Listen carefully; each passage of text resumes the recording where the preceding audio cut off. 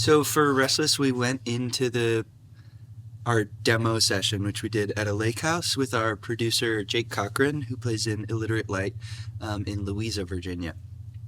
And we knew that we wanted to make a record. We had done 2 EPs, and we had a bunch of material that we knew somehow it was going to fit into a record, and we knew that we needed someone's help to help us realize that vision. And we also had been touring primarily as a trio, like hadn't really played with drums at all except in recording, and we really wanted the songs to feel like full band fleshed out songs.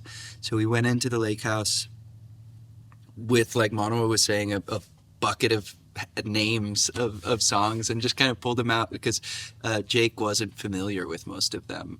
He'd seen us play, but he hadn't seen all 30 songs we came in with. Yeah. And we hadn't. Yeah, we hadn't either. So yeah, that was how it started. And from there we went to, we recorded those demos, and then we went into a studio called Montrose in Richmond, Virginia, with Jake and Danny Gibney, who plays in another Virginia band called Dogwood Tales. And we narrowed it down from like 30 to 13 or something. We recorded those songs. We went back to Danny's studio, and then we whittled it down to 10. Yeah, and we did a lot of the tracking at our own homes too. I mean, the amount of tracking hours for this record was, I think it was like 20 studio days, and then like another, I don't know, 5 or more days at our house. So like probably like 200 hours, like genuinely a lot of tracking. Yeah. But like we needed to do that because like we had all of these ideas, and like we needed to like go maximalism to then dig through the tracks and like find out like there's 2 notes that the organ plays, and it's just like it's perfect, and get rid of everything else. And yeah, it was cool. We had never worked with a producer before as Palmyra. We had always kind of just gone into the studio, recorded at our homes, and just played the songs like we played them live. So it was cool. Like Jake Cochran,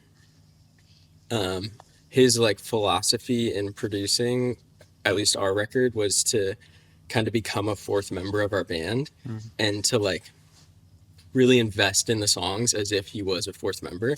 So it was cool to have that input in the recording process, because like you get so caught up in like the one guitar take that you just like can't hear any differently.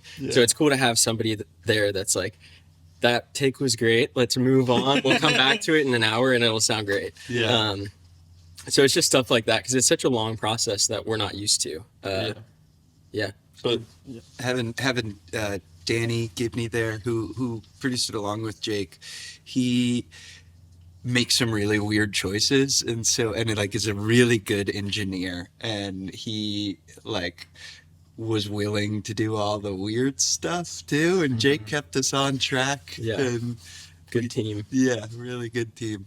Made some cool choices, some weird choices, a lot of choices that didn't make the record.